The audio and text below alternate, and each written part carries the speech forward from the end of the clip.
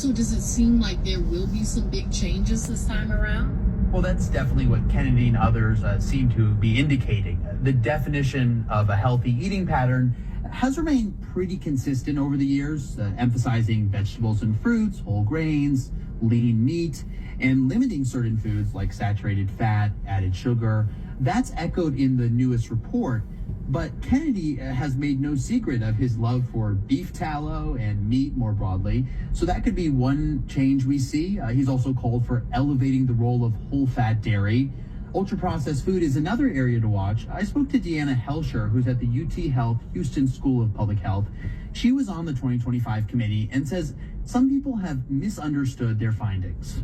We did say there was a relationship between consumption of ultra-processed foods and health outcomes, specifically to growth, body composition, and obesity, but the relationship was limited. And she says that's partly because scientists are still figuring out exactly how to define ultra-processed food, and high-quality evidence is pretty limited right now, so they have to be cautious.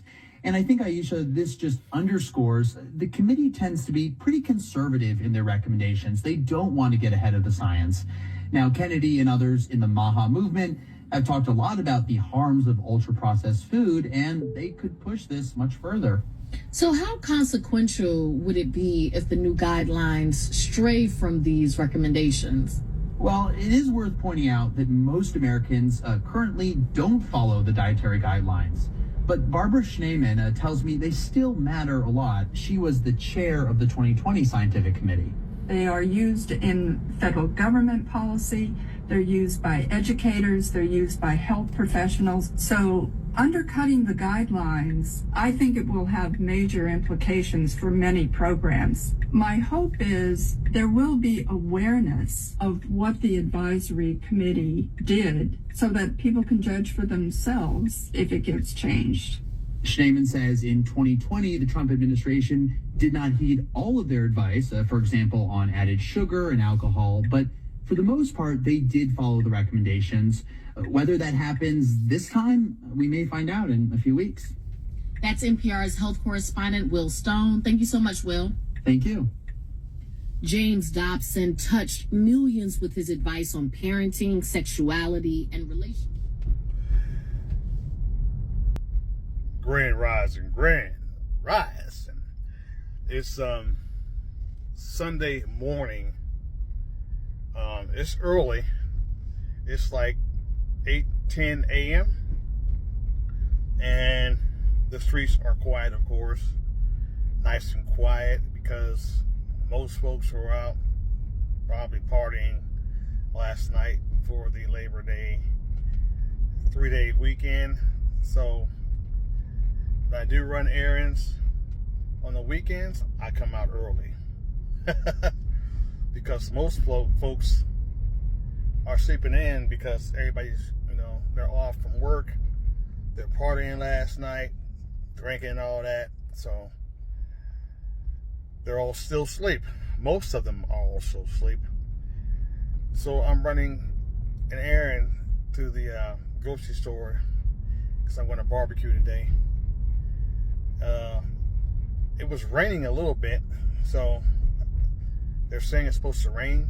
So right now the skies are kind of cloudy, kind of clear. It was raining down at the grocery store. Now, I'm right up back in my area. So it's supposed to be, I think, a 50% chance of rain today. We never know. Our weather has changed so much. The weatherman, they don't know what's going to happen nowadays. You have to just go with it. And as usual, I'm listening to talk radio. And I'm just pulling up at the house now, pulling into my driveway. And talk radio, as you heard, the talk about the Trump administration is about our diet and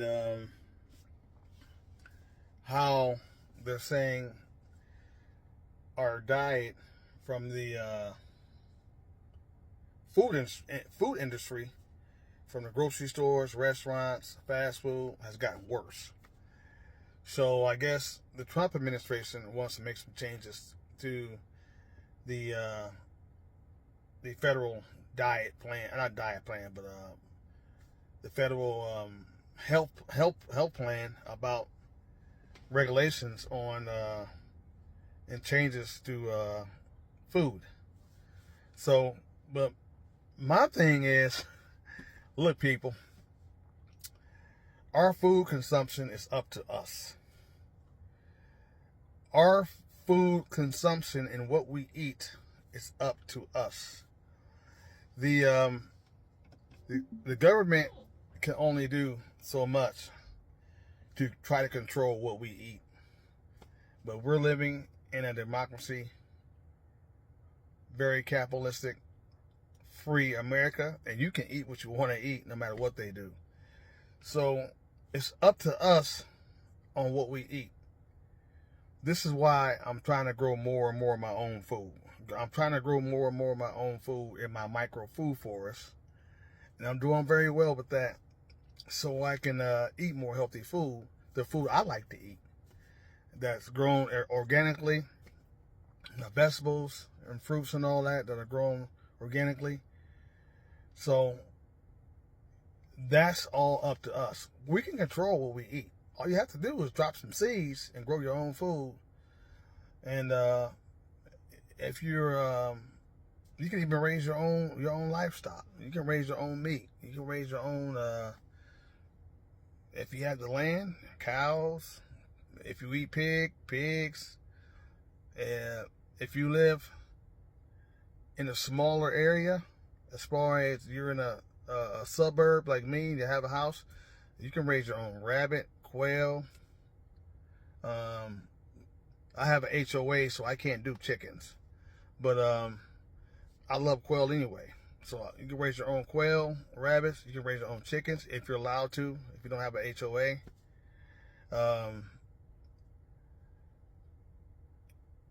you can eat what you want. You can raise your own protein, even if you're in an apartment complex. You can raise quail. You can raise rabbits. Rabbit meat is delicious. Man, I love eating rabbit meat. Man, that's so good. And I love eating quail. And down here in South Texas, in Houston, we got everything. They got rabbit, they got quail, they got, well, of course they got chicken and all that, beef and all that. But you can raise your own protein. Doesn't matter where you live. Even if you live in an apartment, you can raise quail. You can raise some rabbits right on your balcony. You know, nobody's even going to know. There's no law against that, you know. So the thing is, we have the power to control our diet. Our problem is we have become too codependent. We as Americans have become too codependent. And we become sheep. We depend on the American capitalistic system to supply all our food. And the reality is, it's a capitalistic system. That system is designed to make as much money off you as they can. So they're going to put artificial flavoring into your food. They're going to put hormones into the cows and pigs they're growing to get them real fat, and the chickens. So we live in a capitalistic system, and you have to realize that.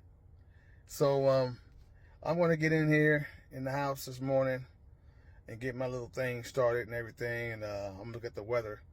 I might fire my grill up early and get that going before the rain starts, and check on my micro food forest. It rained a little bit yesterday, and I have some dragon fruit that are probably going to open tonight. So I'm hoping it doesn't rain, because if it rains and those dragon fruits open, they're not going to get pollinated. So, you know, the rain will wash all that pollen away. And so, but I'm going to see what's going to happen. So you guys have a nice Labor Day weekend. I think it's Labor Day Monday. And grow some food, manifest, detox, do some yoga, stretch, all that. Y'all have a nice day. Because at the end of the day, ain't nobody gonna come to save us. We gotta save ourselves.